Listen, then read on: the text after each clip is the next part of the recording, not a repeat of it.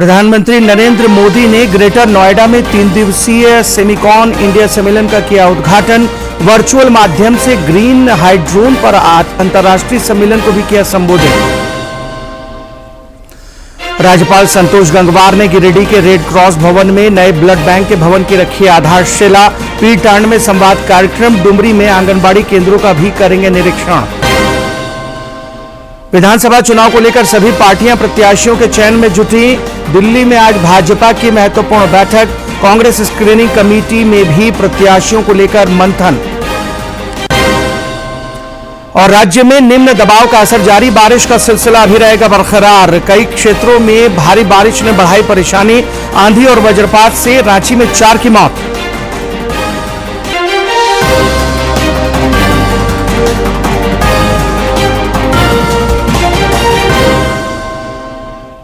नमस्कार, खबरें झारखंड में आपका स्वागत है। इस वक्त की तमाम ताजा तरीन और अहम खबरों को लेकर हाजिर हूं मैं राहुल शर्मा। बुलेटिन की शुरुआत करते हैं। प्रधानमंत्री नरेंद्र मोदी ने ग्रेटर नोएडा में 3 दिवसीय सेमिकॉन इंडिया सम्मेलन का उद्घाटन किया। इस 3 दिवसीय सम्मेलन में भारत की सेमीकंडक्टर कार्यनीति और नीति का प्रदर्शन हो रहा है। शेपिंग द सेमीकंडक्टर फ्यूचर की थीम पर आयोजित इस सम्मेलन में दुनिया भर की शीर्ष सेमीकंडक्टर कंपनियों के दिग्गज भाग ले रहे हैं।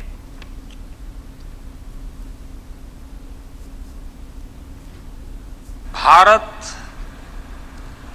दुनिया का 8वां देश है जहां ग्लोबल सेमीकंडक्टर इंडस्ट्री से जुड़ा ये भव्य आयोजन हो रहा है। और मैं कह सकता हूं कि this is the right time to be in India.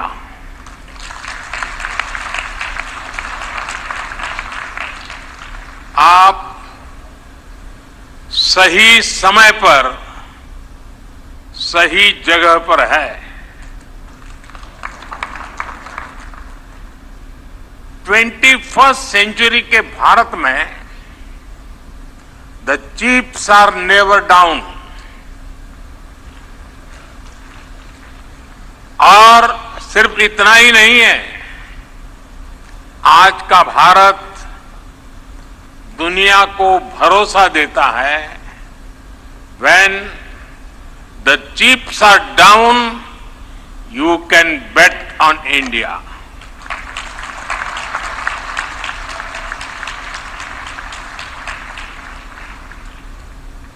Friends, semiconductor की दुनिया से जुड़े आप लोगों का नाता डायोड से जरूर पड़ता है। और आप जानते ही हैं, डायोड में एनर्जी सिर्फ एक डायरेक्शन में ही जाती है।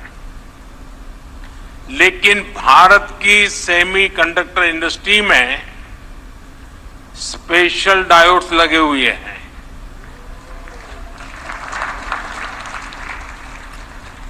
यहां हमारी एनर्जी दोनों डायरेक्शन में जाती है। आपके मन में आएगा कैसे? और ये भी बहुत इंटरेस्टिंग है। आप इन्वेस्ट करते हैं और वैल्यू क्रिएट करते हैं, वहीं सरकार आपको स्टेबल पॉलिसीज और ईज ऑफ डूइंग बिजनेस देती है।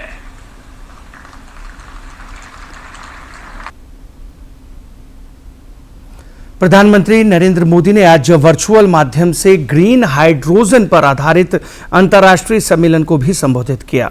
इस दौरान उन्होंने कहा कि ग्रीन हाइड्रोजन सरप्लस नवीनीकरणीय ऊर्जा को मजबूती देगा।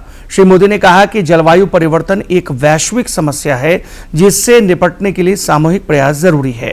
प्रधानमंत्री ने इस क्षेत्र में नवाचार पर भी जोर दिया। Friends, India is committed towards creating cleaner and greener planet. We were the first among G20 nations to fulfill our Paris commitments on green energy. These commitments were fulfilled 9 years ahead of the target of 2030. India's installed non-fossil fuel capacity increased nearly 300% in the last 10 years. Our solar energy capacity increased over 3,000% in the same period. But we are not resting on these achievements. We remain focused on strengthening existing solutions. We are also looking at new and innovative areas. This is where green hydrogen comes into the picture. राज्यपाल संतोष कुमार गंगवार ने आज गिरिडीह के red cross भवन में नए blood bank भवन की आधारशिला रखी। इस मौके पर उन्होंने भवन निर्माण की दिशा में पहल के लिए रेड क्रॉस सोसाइटी के सदस्यों की सराहना की। राज्यपाल ने कहा कि आने वाले समय में ब्लड बैंक की उपयोगिता और जरूरत और बढ़ने वाली है। इस मौके पर जिले की उपायुक्त नमन प्रियेश लकड़ा समेत कई गणमान्य लोग मौजूद थे।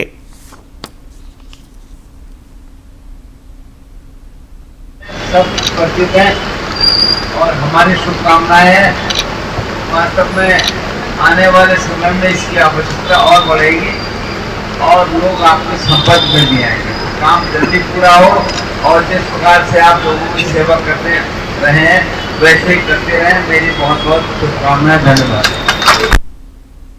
राज्यपाल संतोष कुमार गंगवार ने गिरिडीह दौरे के क्रम में डुमरी प्रखंड के 2 आंगनबाड़ी केंद्रों का भी भ्रमण किया। इस दौरान उन्होंने आंगनबाड़ी की व्यवस्थाओं और सुविधाओं से जानकारी लेते हुए जरूरी दिशा निर्देश और सुझाव निर्गत किए।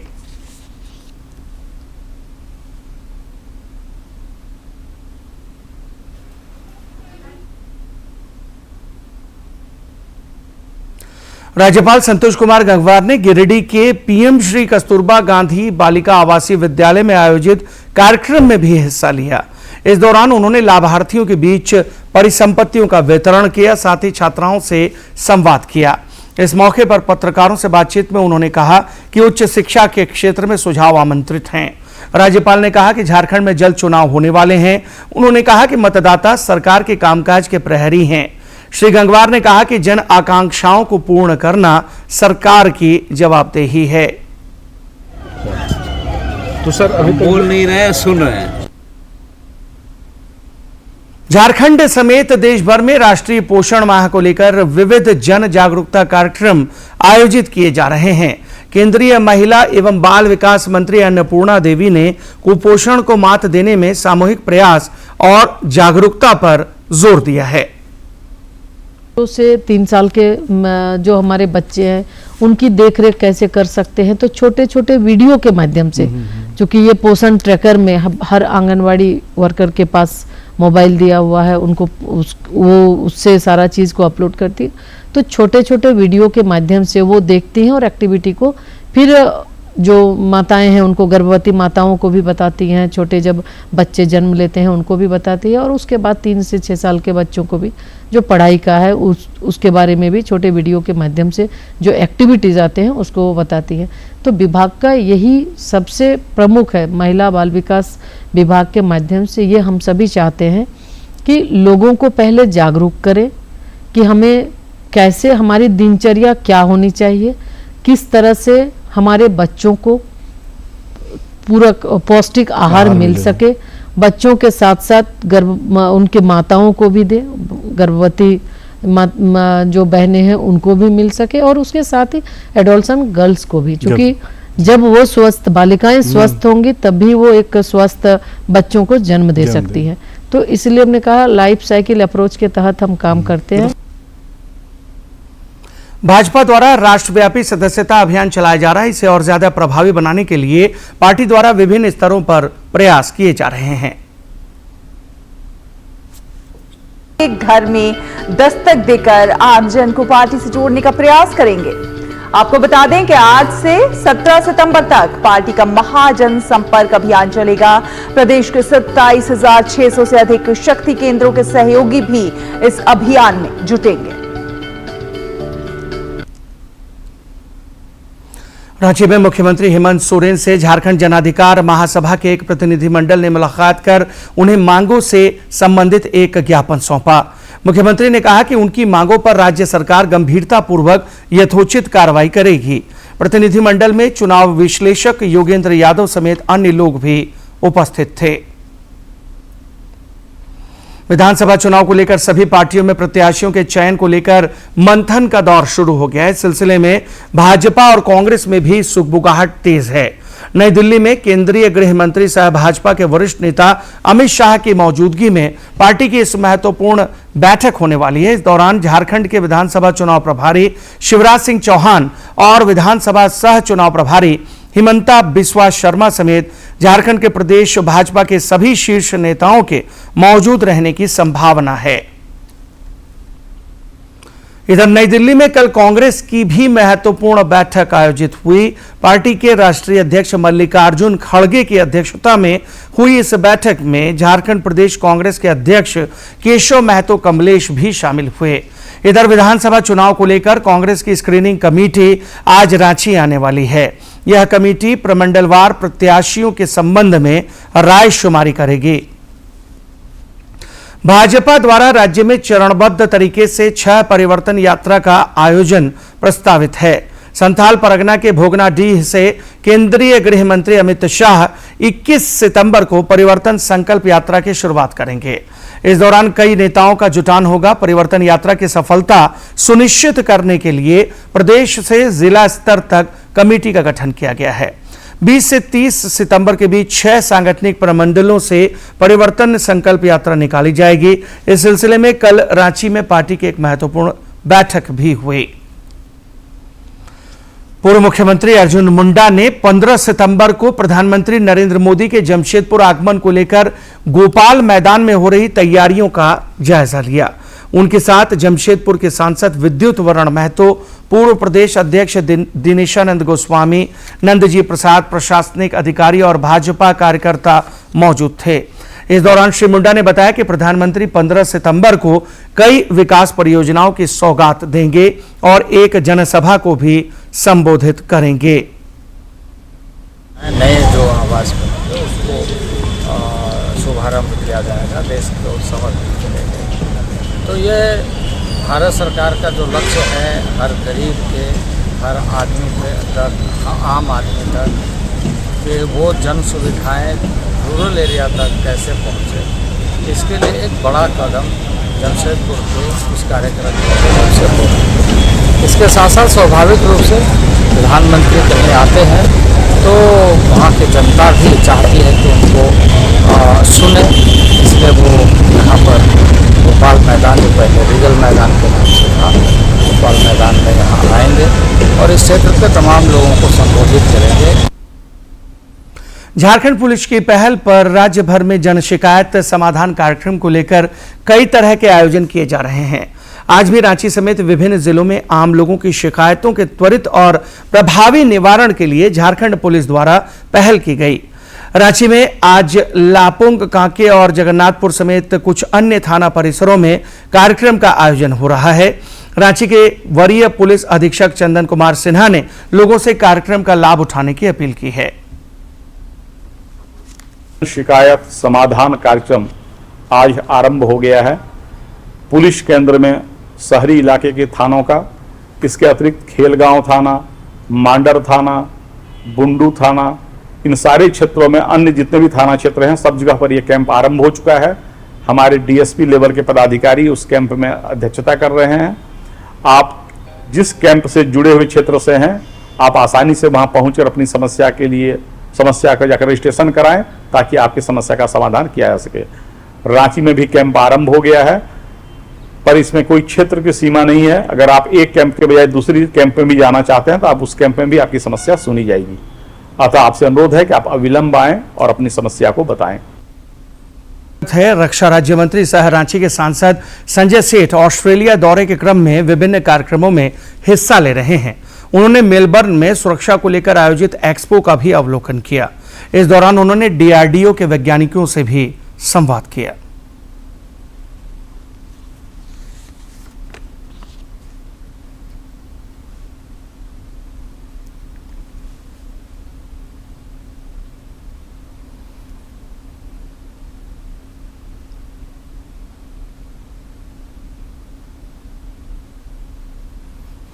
रांची के बड़गाई में हुए जमीन घोटाला मामले में एसीबी ने आज कई स्थानों पर दबिश दी है। हजारीबाग के एसडीओ और उनके रिश्तेदारों के ठिकानों पर भी छापेमारी चल रही है। रांची में भी बड़गाई के तत्कालीन अंचलाधिकारी मनोज कुमार के आवास पर छापेमारी की जा रही है। झारखंड उत्पाद सिपाही भर्ती दौड़ कल से राज्य के 6 केंद्रों में एक बार फिर से शुरू हो गई है। हजारीबाग के पद्मा पुलिस ट्रेनिंग सेंटर में भी इसे लेकर शारीरिक दक्षता परीक्षा हो रही है। जिले के उपायुक्त नैन्सी सहाय ने पद्मा पुलिस ट्रेनिंग सेंटर पहुंचकर प्रक्रिया का जायजा लिया।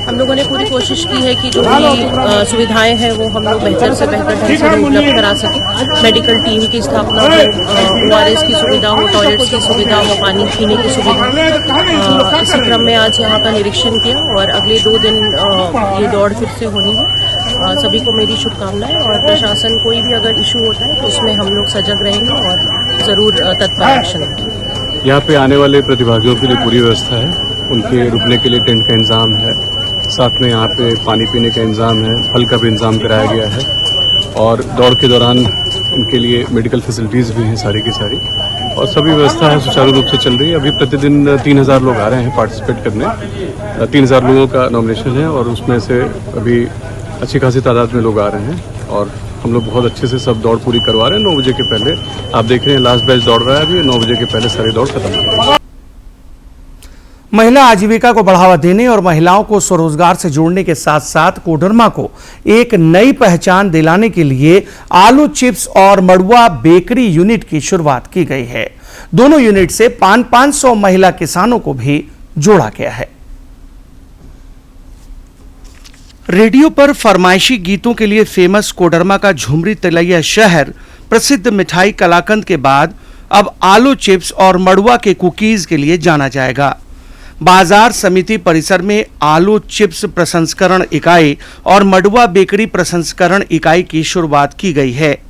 जिले के उपायुक्त मेघा भारद्वाज ने कहा कि फिलहाल यहां महिलाओं के प्रशिक्षण के साथ छोटे पैमाने पर उत्पादन भी शुरू हो गया है। हमारे कुछ अभी जो डेली बेसिस पे प्रोडक्ट बन रहे हैं वो दीदी लोग एसएचजी की जो दीदी लोग हैं वो लोग ओपन मार्केट में उसको बेच रही हैं और अभी तक हम लोग का रिस्पांस अच्छा मिला है। हम लोगों को अभी हम लोग का प्राइम फोकस है प्रोडक्ट को अपग्रेड करने में कि प्रोडक्ट क्वालिटेटिवली जो है अच्छा और हम लोग कैसे कर सके। जिले के डोमचांच प्रखंड के फुलवरिया समेत आसपास के इलाकों में आलू की खूब पैदावार होती है।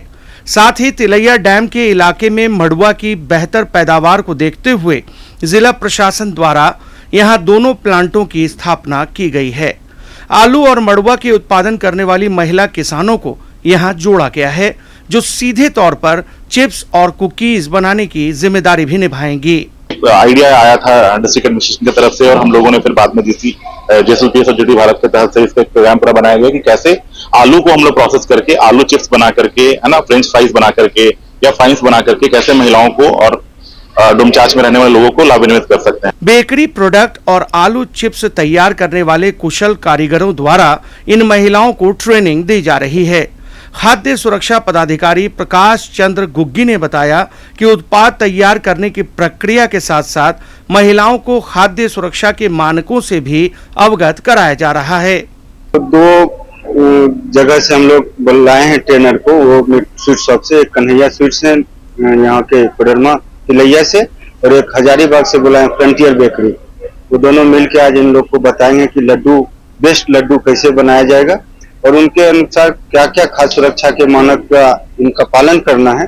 कौन कौन सामान ये जब भी खरीदेंगे उनके manufacturing date, expiry date, product की क्वालिटी, ये लोग मॉनिटरिंग के लिए हम लोग बीच बीच में टेस्टिंग भी करेंगे। इन दोनों यूनिट के लिए खेतों से लेकर यहां उत्पाद तैयार करने के लिए 500 महिला किसानों को चयनित किया गया है। जिसके जरिए कोडरमा में बने ब्रांडेड आलू चिप्स और मड़ुआ के कुकीज बाजार में उतारने की पुरजोर तैयारी है। कोडरमा से गजेंद्र बिहारी सिन्हा की रिपोर्ट। प्रधानमंत्री फसल बीमा योजना के लिए किसान अब 15 सितंबर तक आवेदन दे सकते हैं। सरकार ने अवधि विस्तार देते हुए किसानों को बड़ी राहत दी है। साहेबगंज के जिला कृषि पदाधिकारी प्रमोद एक्का ने बताया कि सरकार द्वारा विस्तारित अवधि लगभग 64,500 किसानों का फसल बीमा कराने का लक्ष्य है। और निबंधन की प्रक्रिया 15 सितंबर 2024 तक भारत सरकार के द्वारा बढ़ा दी गई है। जिसे ज्ञात हो कि इस बार साहिबगंज जिला में HDFC अर्हो की तरफ से फसल बीमा का कार्य किया जा रहा है। सभी VLEs जो निबंधन का कार्य कर रहे हैं उनसे मैं आग्रह करूंगा कि जिन भी किसानों का वो निबंधन कर रहे हैं उनके जमीन संबंधित आवश्यक दस्तावेजों का सही अवलोकन करके। प्रधानमंत्री नरेंद्र मोदी 29 सितंबर को आकाशवाणी पर मन की बात कार्यक्रम के माध्यम से देश विदेश के लोगों के साथ अपने विचार साझा करेंगे। आम लोग इस कार्यक्रम को लेकर विचार और सुझाव टोल फ्री नंबर 1800-117800 पर दे सकते हैं। नरेंद्र मोदी ऐप या माई गॉव ओपन फोरम पर भी अपने विचार साझा किए जा सकते हैं।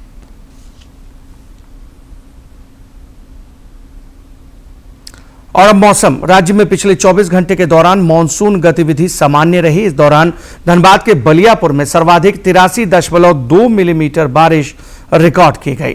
राज्य के कुछ क्षेत्रों में आज और कल आंधी और वज्रपात की आशंका है। 13 और 14 सितंबर को कुछ इलाकों में भारी बारिश हो सकती है, जिसके लिए येलो अलर्ट जारी किया गया है। इधर रांची में कल रात आंधी और वज्रपात का कहर देखने को मिला। BIT थाना क्षेत्र के जुमार नदी के किनारे से पुलिस ने 4 शव बरामद किए हैं। बताया जा रहा है कि ये चारों नदी में मछली पकड़ने गए थे। इसी दौरान वज्रपात की चपेट में आ गए, जिसके कारण उनकी मौत हो गई। पुलिस मामले की तफ्तीश में जुटी है। और अब बात कारोबार जगत से जुड़ी खबर की। टेक कंपनी एप्पल द्वारा वैश्विक स्तर पर नए iPhone 16 को लॉन्च कर दिया गया है और इससे भारत में कंपनी की आय में 2024 में सालाना 18% की वृद्धि हो सकती है। साथ ही साथ आईफोन के निर्यात में भी इजाफा देखने को मिल सकता है।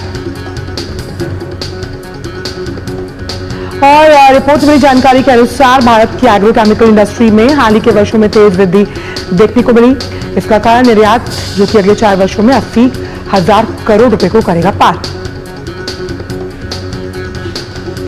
भारत का हायरिंग आउटलुक 2024 की अक्टूबर-दिसंबर तिमाही में दुनिया में सबसे मजबूत है। इसमें जुलाई-सितंबर तिमाही के मुकाबले 7% की बढ़त देखने को मिली है।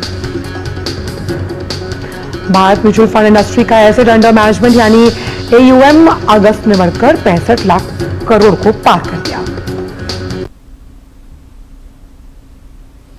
और अब खेल जगत की महत्वपूर्ण खबरों को आइए देखते हैं फटाफट अंदाज में। हो रही एशियन चैंपियंस ट्रॉफी हॉकी प्रतियोगिता में आज भारत का सामना मलेशिया से। इस टूर्नामेंट में भारत ने अब तक खेले गए दोनों मैचों में जीत हासिल की। राजधानी दिल्ली के अंबेडकर स्टेडियम में आज 63वीं सुब्रतो कप जूनियर बॉयज अंतर्राष्ट्रीय फुटबॉल टूर्नामेंट का फाइनल मुकाबला खेला जाएगा। मेघालय के माइनकेन क्रिश्चियन हायर सेकेंडरी स्कूल और मणिपुर के TG इंग्लिश स्कूल के बीच फाइनल होगा।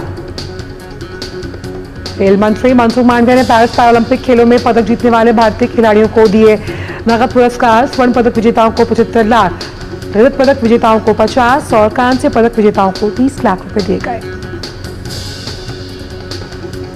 हांगकांग बैडमिंटन टूर्नामेंट में त्रिसा जॉली और गायत्री गोपीचंद की जोड़ी महिला युगल के प्री क्वार्टर फाइनल में पहुंच गई। त्रिसा और गायत्री की जोड़ी ने यूक्रेन की पोलिना बुगोवा और अफगानिया कांतेमिर के खिलाफ जीत के साथ अपने अभियान का किया आगाज। भारत के चिराग सेन और मानव चौधरी हांगकांग ओपन के क्वालिफायर मैच में हारे। जहां चिराग अपने क्वालिफिकेशन राउंड के 16वें राउंड में हारे, वहीं मानव चौधरी मेन सिंगल के क्वालिफिकेशन क्वार्टर फाइनल में हांगकांग से पिछड़े। और अब देखते हैं फटाफट अंदाज में जिलों की खबरें।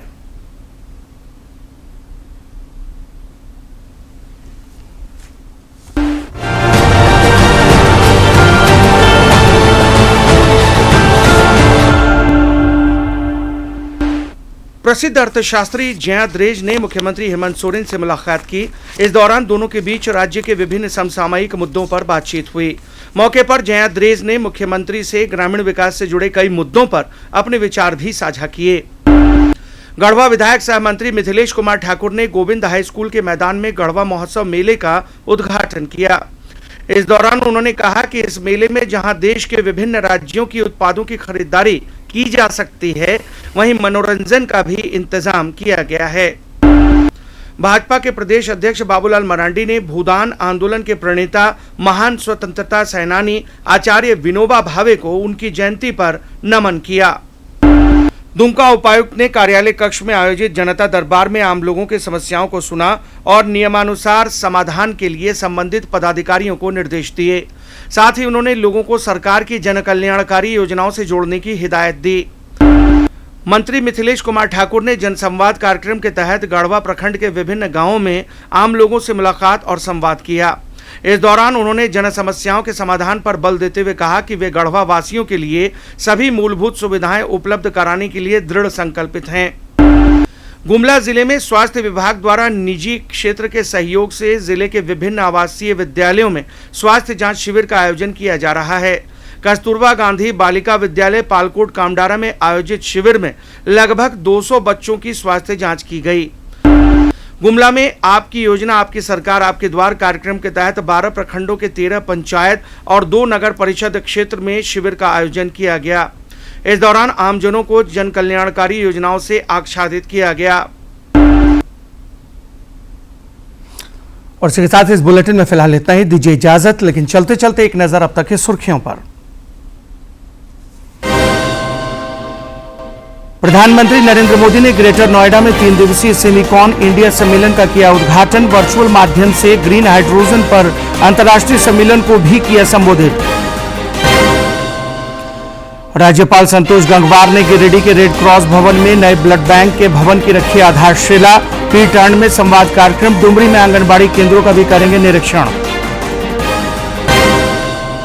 विधानसभा चुनाव को लेकर सभी पार्टियां प्रत्याशियों के चयन में जुटी। दिल्ली में आज भाजपा की महत्वपूर्ण बैठक। कांग्रेस स्क्रीनिंग कमेटी में भी प्रत्याशियों को लेकर मंथन। और राज्य में निम्न दबाव का असर जारी। बारिश का सिलसिला अभी रहेगा बरकरार। कई क्षेत्रों में भारी बारिश ने बढ़ाई परेशानी। आंधी और वज्रपात से कराची में 4 की मौत।